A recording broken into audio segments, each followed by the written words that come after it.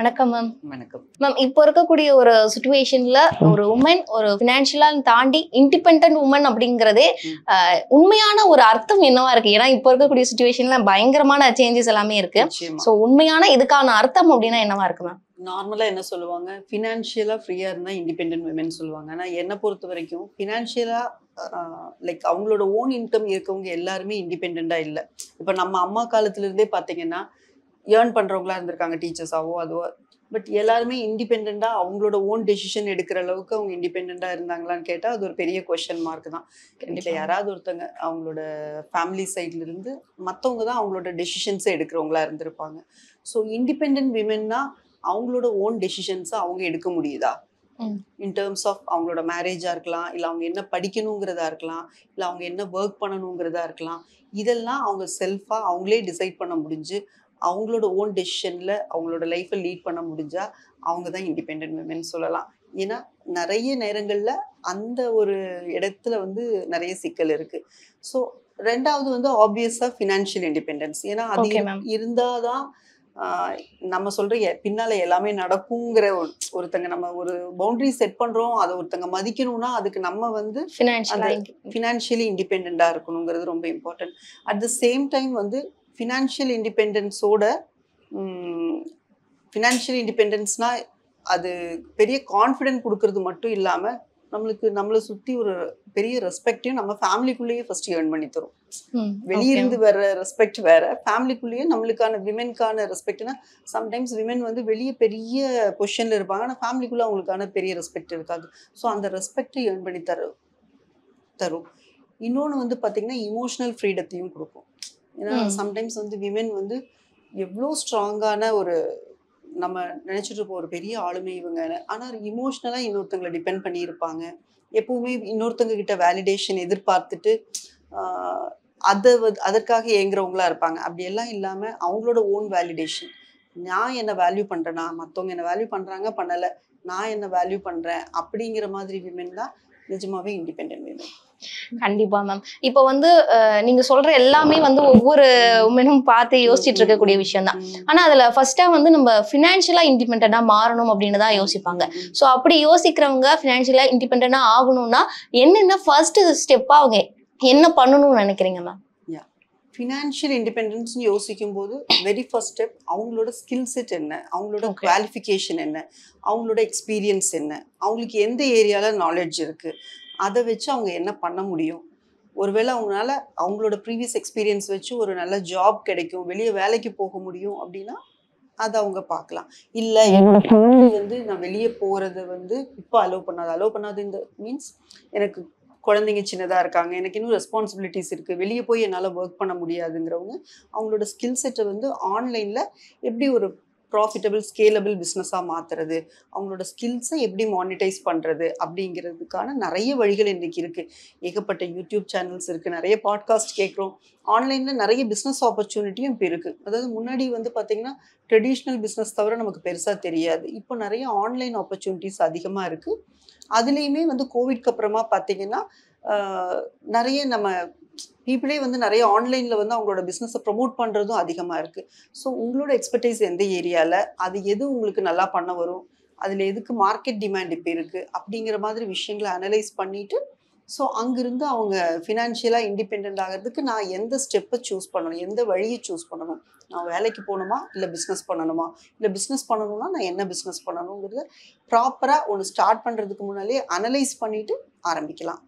Okay ma'am. இப்போ வந்து analyse பண்ணி நான் ஒரு இதுக்கு வந்துட்டேன், நான் ஒரு பிசினஸ் ஸ்டார்ட் பண்றேன் அப்படின்ற பட்சத்துல நான் பிசினஸையும் மேனேஜ் பண்ணணும், அஃப்கோர்ஸ் நான் குடும்பத்தையும் மேனேஜ் பண்ணணும். ஸோ இது ரெண்டுத்தையும் நான் கரெக்டா மேனேஜ் பண்ணி அதை ஒரு இதுல பண்ணணும் அப்படின்னா நான் என்னென்ன விஷயங்கள் வந்து புதுசா கத்துக்கணும், இல்ல மேனேஜ் பண்றதுக்கு எனக்குள்ள நான் வளர்த்துக்கக்கூடிய ஒரு பொறுமையில இருந்து எல்லா விஷயங்களும் நான் எப்படிலாம் மேனேஜ் பண்ணணும், அந்த டைமிங் இது எல்லாமே வந்து ஏன்னா புதுசா பிஸ்னஸ்குள்ள வரும்போது, அதுவும் வந்து ஹோம் மேக்கர்ஸ் பிஸ்னஸ்குள்ள வரும்போது, ஹோம் பேஸ்டு பிஸ்னஸ்ங்கும் போது அவங்க ஸ்ட்ரகிள் ஆகிற ஒரு பெரிய ஏரியா வந்து ஒர்க்கையும் பிஸ்னஸையும் பேலன்ஸ் பண்ணுற அந்த ஒரு ஏரியா. ஸோ அதில் ரொம்ப ஸ்ட்ரகிள் ஆவாங்க. ஏன்னா அவங்களுக்கு ஃபேமிலி ரெஸ்பான்சிபிலிட்டிஸ் இருக்கும், குழந்தைங்கள பார்த்துக்கணும், ஃபேமிலியை பார்த்துக்கணும், இது எல்லாம் போக பிஸ்னஸ்க்கும் டைம் கொடுக்கணும். ஸோ இது ரொம்ப கஷ்டமான ஒரு பீரியட்.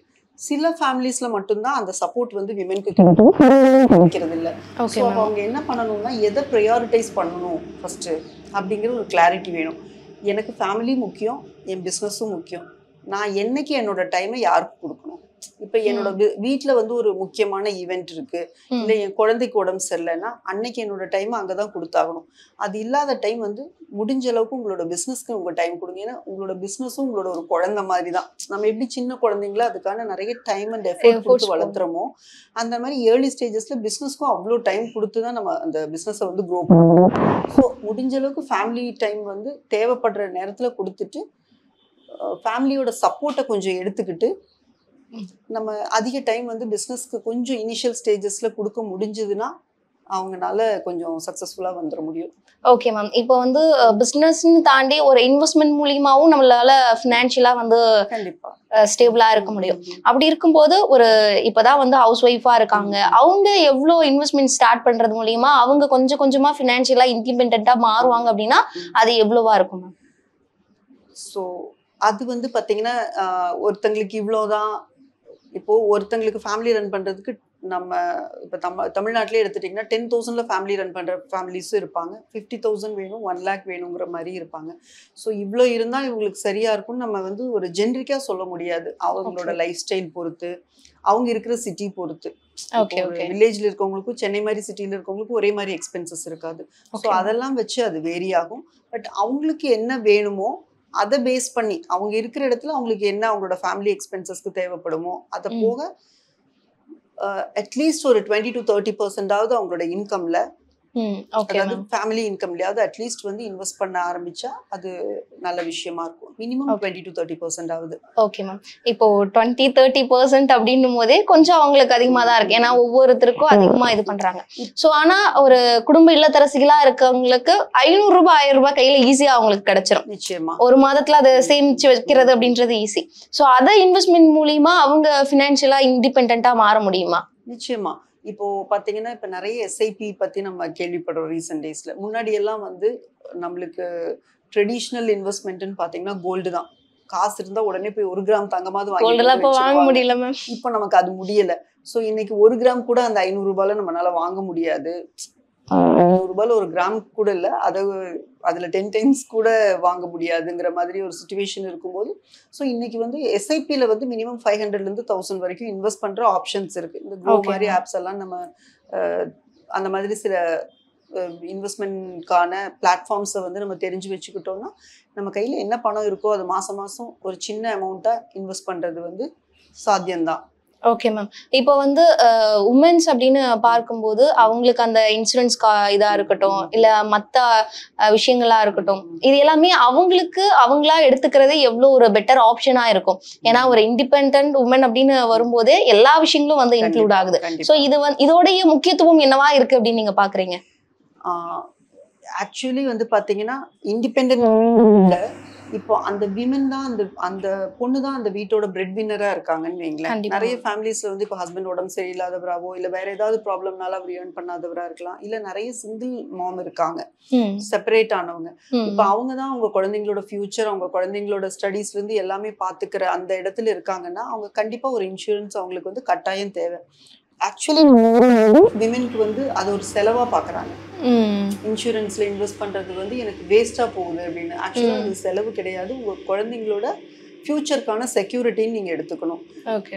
இன்சூரன்ஸ் இந்த லைஃப் இன்சூரன்ஸ் மட்டும் இல்லாம ஹெல்த் இன்சூரன்ஸும் கூட ரொம்ப ரொம்ப ஒரு எசென்ஷியலான ஒரு விஷயம். ஏன்னா நீங்க உங்க குழந்தைங்களுக்கு நீங்க தான் ஸ்டடீஸுக்கு பார்க்கணும், இல்ல அவங்களுக்கு மேரேஜுக்கான சேவிங்ஸ் நீங்க பிளான் பண்ணிட்டு இருக்கீங்கன்னா சடனா ஒரு அன்எக்ஸ்பெக்டடா யாருக்காவது ஒரு உடம்பு சரியில்லாம போச்சுன்னா உங்களோட சேவிங்ஸ் மொத்தமா காலி ஆயிரும்.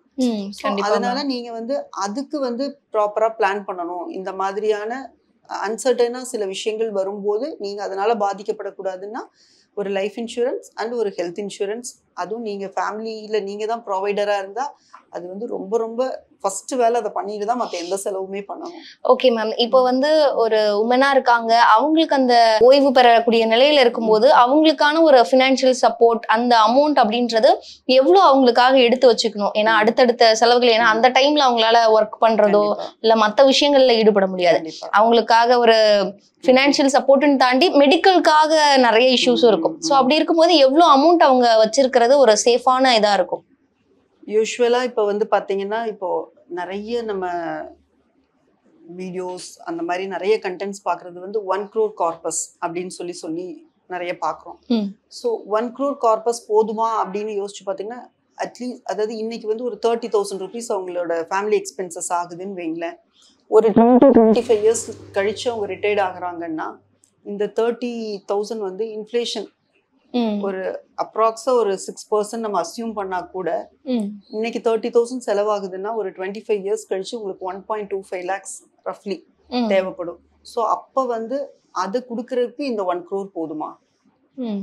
ஸோ அந்த 1.25 இதாவது இதே லைஃப் ஸ்டைல் நீங்க மெயின்டைன் பண்ணணும்னா லைஃப் ஸ்டைல் அப்கிரேட் பண்ணா இன்னும் அதிகமாகும். இதே லைஃப் ஸ்டைல் நீங்க 25 இயர்ஸ் கழிச்சு நீங்க மெயின்டைன் பண்ணணும்னா அதுக்கு வந்து நீங்க இது கால்குலேட் பண்ணும்போது ரஃபா ஒரு 3 to 5 crores கார்பஸ் வந்து கண்டிப்பா அவங்க பில் பண்ண வேண்டி இருக்கும். ஸோ அதனாலதான் இப்ப நிறைய ஃபினான்ஷியல் அட்வைசர் சொல்றாங்க ஏர்லி ஸ்டேஜ்லயே ரொம்ப அந்த 40+ல யோசிக்கணும், கொஞ்சம் ஏர்லியரா யங்கர் ஏஜ்லயே நீங்க இன்வெஸ்ட் பண்ண ஆரம்பிங்க அப்படிங்கிறாங்க.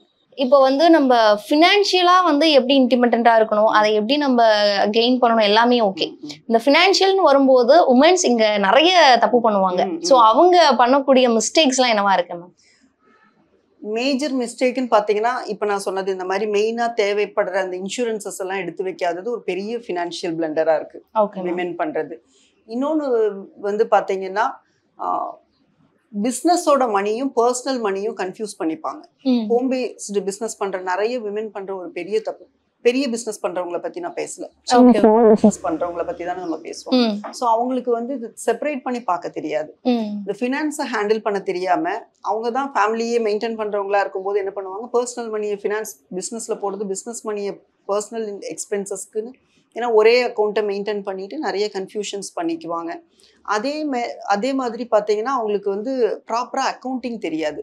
என்ன உள்ள வருது என்ன வெளியே போகுதுன்னு மானிட்டர் பண்ணாம விட்டுட்டு ஒரு ஸ்டேஜ்ல வந்து டோட்டலா பர்ன் அவுட் ஆகி பிசினஸை குவிட் பண்ற மாதிரியான சூழ்நிலைகளும் வருது.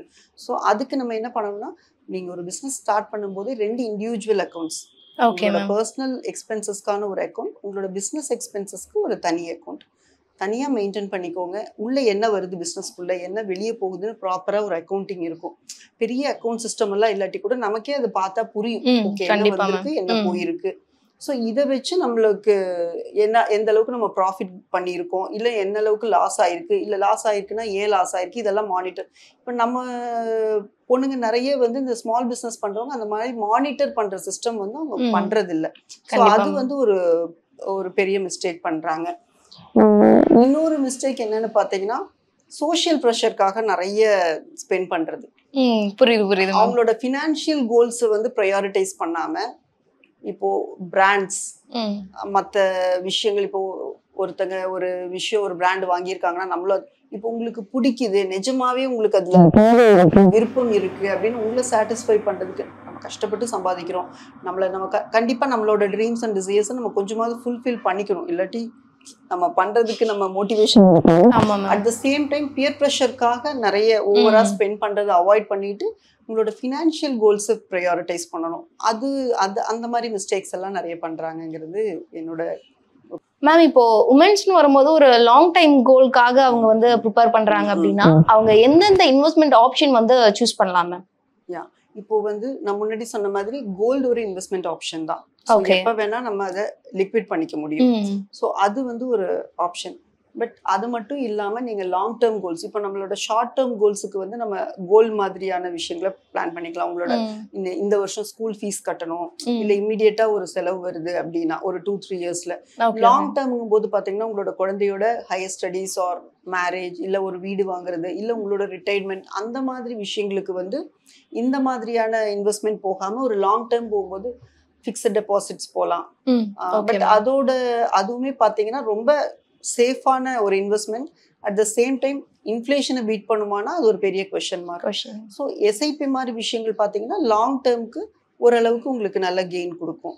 ஸோ சின்ன அமௌண்ட்டா இருந்தாலுமே ஒரு லாங் டேர்முக்கு பிளான் பண்ணும்போது எஸ்ஐபி மாதிரி இன்னுமே நிறைய பேர் வந்து அவேர்னஸ் இல்லாம சேவிங்ஸ் அக்கௌண்ட்லயே அவங்களோட பணத்தை வச்சிருக்கவங்க நிறைய பேர் இருக்காங்க.